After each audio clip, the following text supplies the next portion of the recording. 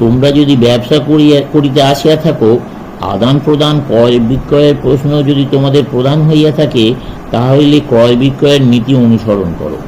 ব্যবসা ক্ষেত্রে ভালো সময় আছে, মন্দ সময়ও আছে, মূল্যের উত্থান পতনও আছে, সব সময় আঘাতের আশঙ্কাও আছে।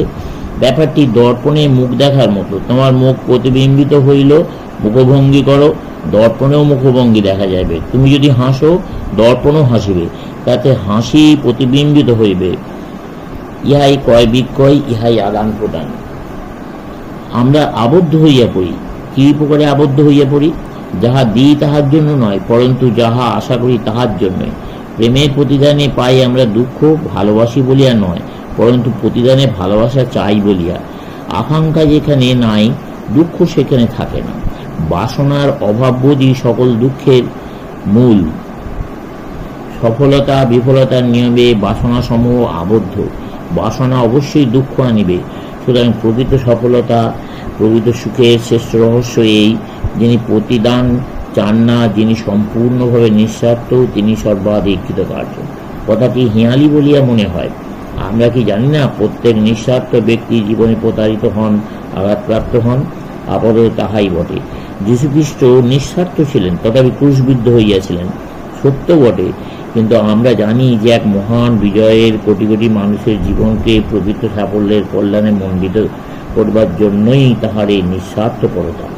কিছুই আকাঙ্ক্ষা করিও না, প্রতিদানে কিছুই চাইও না। যাহা তোমার দেবার আছে দাও, ইয়া তোমার নিকট ফিরিয়া আসিবে, কিন্তু সে বিষয়ে এখন চিন্তা করিও না। সহস্রগুণ বর্ধিত হইয়া ফিরিয়া আসিবে, কিন্তু ইহার উপর মনোনিবেশ মোটেই করিবে না।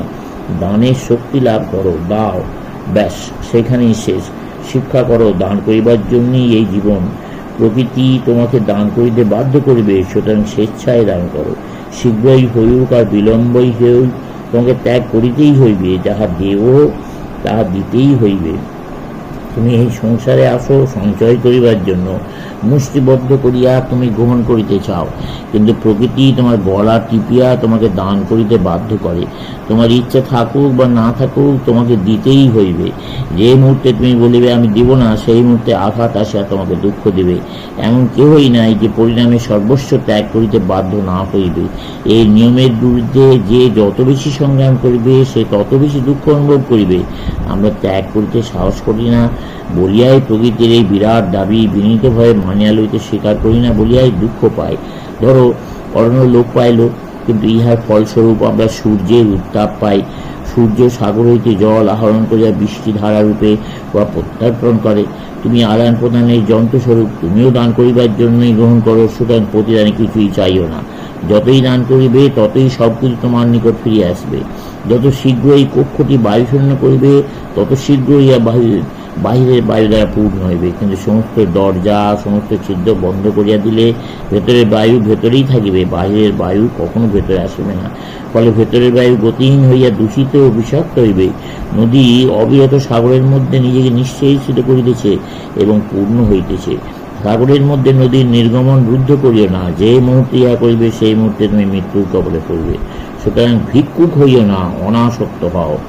ইহাই জীবনের সর্বাধিক দুষ্কর কার্য। এই পথের যে কি বিপদ তা নির্ণয় করিতে পারিবে না। এমনকি বুদ্ধিবৃত্তির সাহায্যে এই পথের বাধা বিঘ্ন অবগত হইয়াও যতক্ষণ না মনে প্রাণে অনুভব করি, ততক্ষণ ওইগুলিকে ঠিক আমরা জানিতে পারি না। দূর হইতে একটি প্রমোদ উদ্যানের সাধারণ দৃশ্য আমাদের নয়নগোচর হইতে পারে, কিন্তু তাহাতে কি আসে যায়? যখন আমরা উদ্যানের মধ্যে থাকি, তখন উহা কিরূপ অনুভব করি এবং যথার্থরূপে জানিতে পারি।